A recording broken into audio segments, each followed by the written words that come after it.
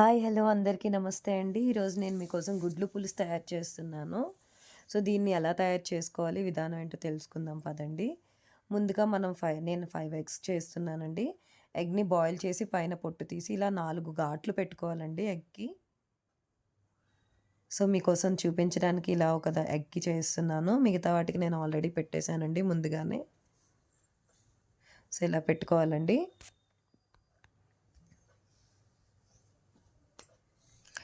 So, 5 గుడ్లు కాబట్టి చిన్న సైజు ఉల్లిపాయలైతే మనకి 5 ఉల్లిపాయలు కోసుకోవాలండి.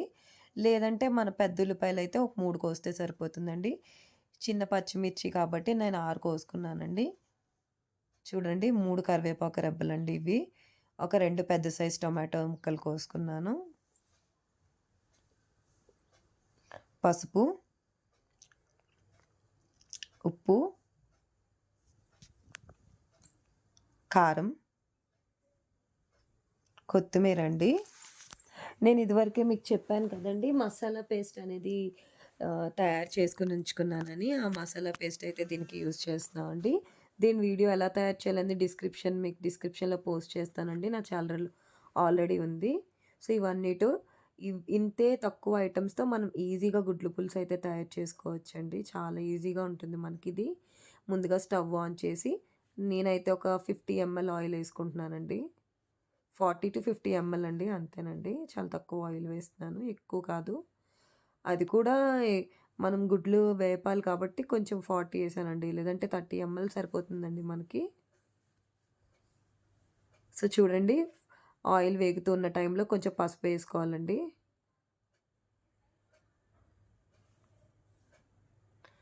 మనం నాన్ స్టిక్‌లో ఎందుకు చేస్తున్నాం అంటే గుడ్లు కర్రీ అనేది నాన్ స్టిక్ ప్యాన్‌లో అయితే మనకి గుడ్డు వేపేటప్పుడు అడుగున అంటుకోదండి. అందుకని చెప్పి నాన్ స్టిక్‌లో చేస్తున్నాను.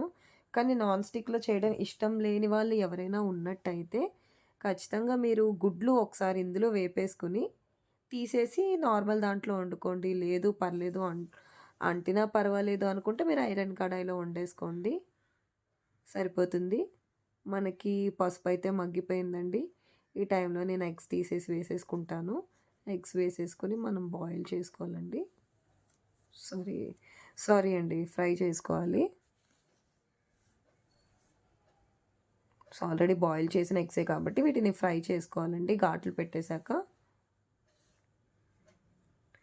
మనకి ఆల్వేస్ బయటికి వెళ్లి చికెన్ తెచ్చుకోవాలంటే, మన లేడీస్ ఎవరైనా నా ఛానల్‌ని చూస్తున్నట్టయితే, ఇప్పుడు ఇప్పుడు వర్షం పడుతుంది కదండీ!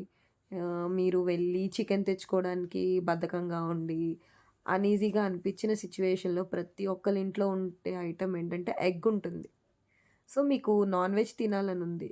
బట్ నేను బయటికెళ్ళి చికెన్ తెచ్చుకోలేను, మటన్ తెచ్చుకోలేను అనుకుంటే, సో, లీషియస్ చాలా చాలా యాప్స్ అయితే ఉన్నాయి కాదనట్లేదు. కాకపోతే ఏంటంటే, బట్ మనకి డైరెక్ట్‌గా షాప్‌కి వెళ్తే కొంచెం కాస్ట్ వాటికన్నా తక్కువుంటుంది గదా! ఇది. సో, అలాంటి టైంలో మీకు ఎగ్స్ అనేవి మనకి తక్కువ కాస్ట్ ఉంటుంది. అదే కాకుండా ప్రతి ఒక్కళ్ళ ఇంట్లో ఉంటాయి. ఉంటాయి కాబట్టి చక్కగా గుడ్లు పులుసు పెట్టేసుకుంటే మనకి ప్రోటీన్ ఒక గుడ్డులో మనకి ఇంచుమించు 7 గ్రామ్స్ అనుకుంటా. 7-8 గ్రామ్స్ ప్రోటీన్ ఉంటుంది. ప్రోటీన్ ఉంటుంది కాబట్టి టేస్ట్‌కి టేస్ట్ ఉంటుంది. హెల్త్‌కి హెల్త్ ఉంటుందండి. కాబట్టి ఖచ్చితంగా మీరు ప్రతి ఒక్కళ్ళ ఇంట్లో ఎప్పుడైనా అలాంటి సిట్యుయేషన్ మీకొచ్చినప్పుడు మీరు ట్రై చేయండి. తినాలనిపించినప్పుడు కూడా మీరు ట్రై చేయండి. ఎగ్‌తో ఇంకా చాలా రకాలు చేసుకోవచ్చండి. ఎగ్ బజ్జీ చేసుకోవచ్చు. ఎగ్ బోండా చేసుకోవచ్చు. మనకి ఎగ్ రోల్స్ చేయొచ్చు. చాలా ఉంటాయి. ఇన్ ఫ్యూచర్‌లో ఎప్పుడైనా నేను మీకు అలాంటివి కూడా పోస్ట్ చేస్తూ ఉంటాను. సో, చూసారు కదా! ఈ నూనెలో ఆ గుడ్లు వేగి ఆ గ్యాప్స్ అనేవి మనకి ఘాట్లు పెట్టినవనేవి విడుతున్నాయి కొంచెం అలా అలాగా. సో, అలా విడడం వల్ల ఏంటంటే మనం కర్రీ వండేటప్పుడు టేస్ట్ కూడా డైరెక్ట్ గుడ్డుకి వెళ్తుందనమాట. మీరు అలా ఘాట్లు పెట్టుకోకపోతే గుడ్డుకి వెళ్ళదు టేస్ట్. పైనే అంటుకుంటుందన్నమాట. ఇలా క్రిస్పీగా రావాలండి. క్రిస్పీగా వస్తే మనకి పులుసు కూడా చాలా బావుంటుంది ఎగ్ తిన్నప్పుడు. అందుకని అండి ఇలాగా.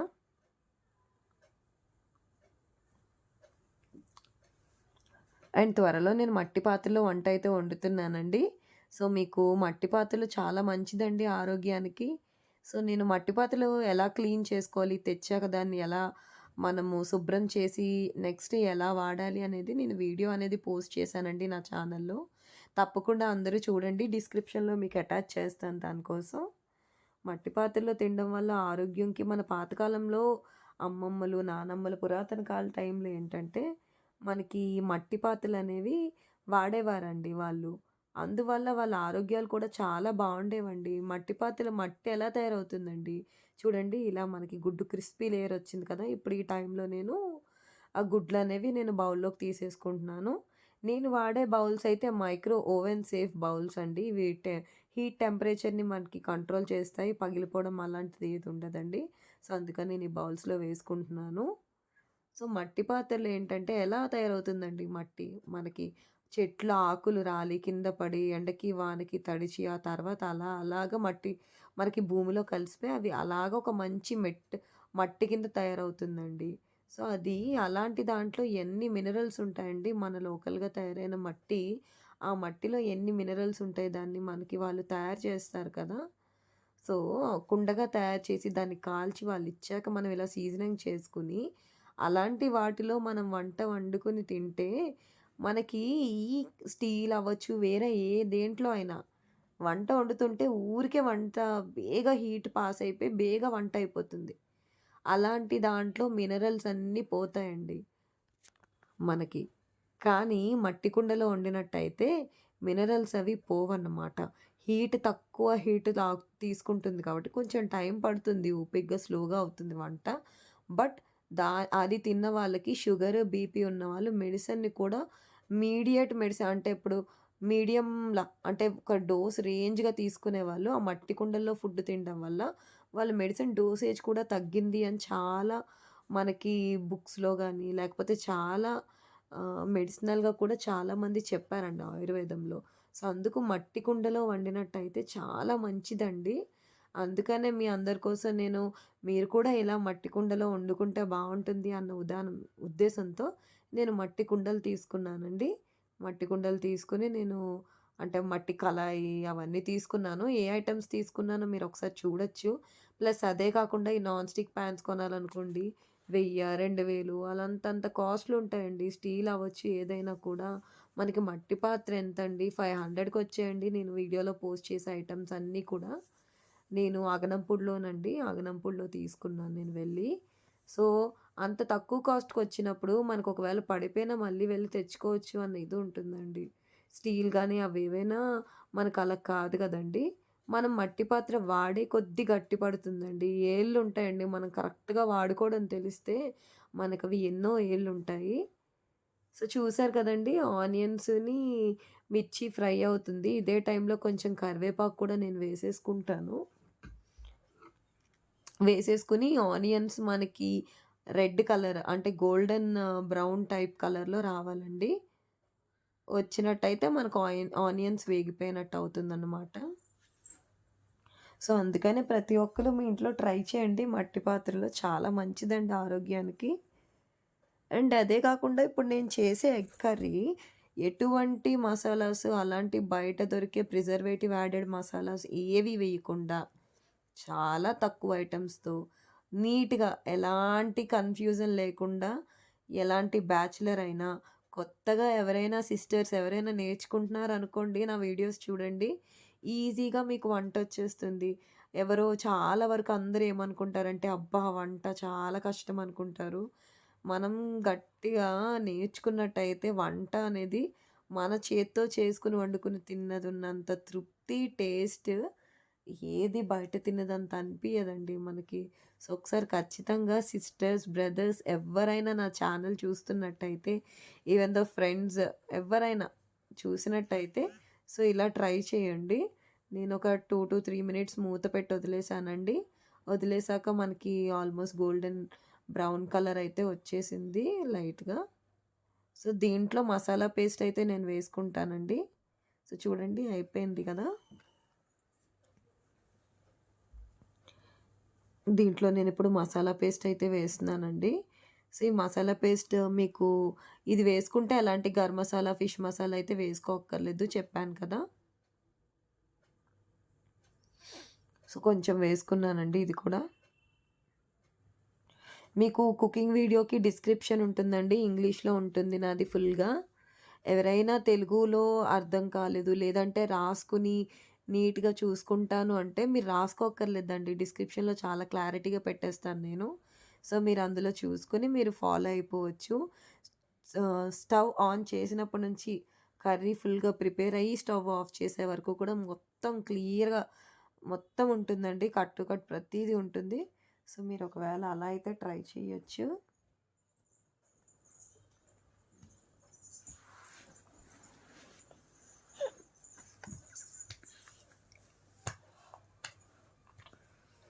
సో, మీరు ఎవరైనా వంట కొత్తగా నేర్చుకునే వాళ్ళు ఎవ్వరున్నా సో, డిస్క్రిప్షన్ చూసుకొని నేను నేర్చుకోవచ్చండి. ఈజీగా అయిపోతుంది మనకి.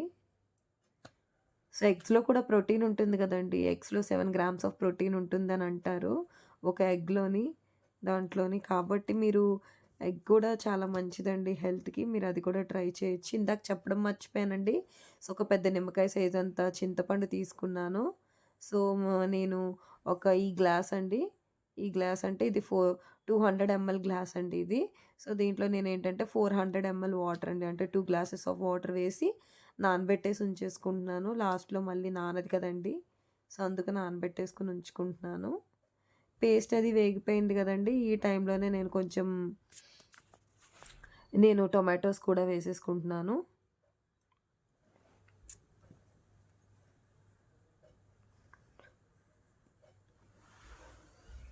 ఈ దీని పైన ఇచ్చే గ్లాస్ లిడ్ చాలా జాగ్రత్తగా యూజ్ చేయాలండి. యాక్చువల్లీ నేను చేసిన పొరపాటేంటంటే, పక్కన పెట్టి వదిలేసాను. పైనుంచి ఏదో ప్లేట్ తపాలా అది పడిపోయి, టప్‌మని వేడిగున్న దాని మీద పడడం వల్ల ఇమ్మీడియేట్‌గా బ్రేక్ అయిపోయి ముక్కలు ముక్కలయిపోయిందండి. దానివల్ల నేనైతే ప్లేట్ పెడుతున్నాను. లేపోతే చాలా బావుండేది యూజ్ చేయడానికి కూడా. బట్ మై బ్యాడ్ లక్ అండి. నేను మళ్ళీ తీసుకోవాలి అలాంటిది. సో, ఇంకా టెన్షన్ కూడా ఉండదులెండి. మ్యాక్స్ మనకి మట్టి పాత్రలొచ్చేసాయి కాబట్టి. సో, చూసారు కదండీ! ఈ టైంలో చిటికెడు పసుపేసుకున్నాను. ఒక ఫుల్ స్పూన్ అండి. ఒక ఫుల్ స్పూన్ కారమయితే వేసుకున్నాను నేను.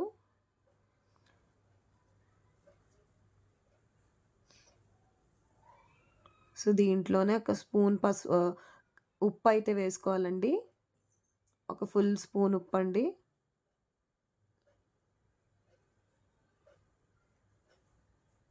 వేసుకొని బాగా కలిపేసి మూత పెట్టేసుకోవాలండి. నేను త్వరలోనే చాలా సబ్స్క్రైబర్స్ అయితే నన్ను ఈవినింగ్ స్నాక్స్ అడుగుతున్నారు. నేను ఎగ్ పాస్తా చేద్దామనుకుంటున్నానండి.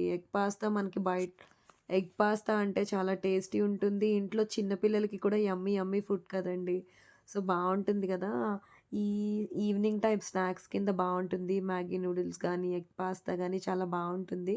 సో, అందుకనే నేనది ట్రై చేద్దామనుకుంటున్నాను. ఖచ్చితంగా పిల్లలు కూడా చాలా ఇష్టంగా తింటారు కదా! ఈ రైనీ సీజన్‌లో వేడి వేడిగా.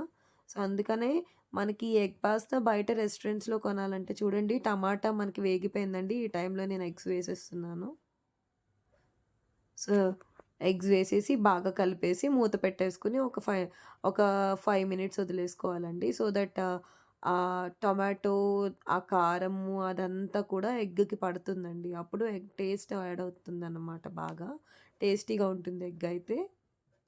సో, ఎగ్ పాస్తా మనకి రెస్టారెంట్స్‌లో ఆర్డర్ చేయాలంటే 300 అండి. చిన్న హాట్ చాట్ బౌల్ ఇస్తారు కదండీ! అంతిస్తారు.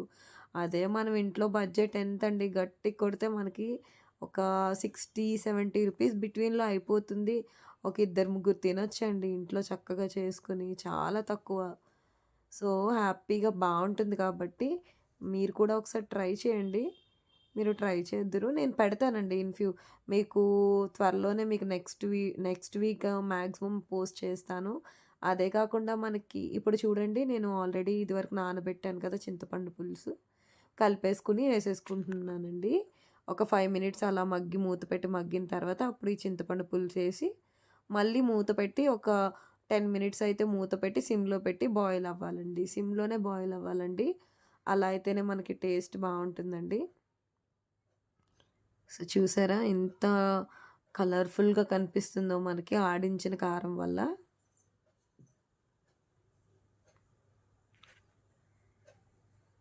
సో, ఎగ్ పాస్తా చేస్తానండి ఇన్ ఫ్యూచర్‌లో. అదే కాకుండా మీకోసం చికెన్ సూప్.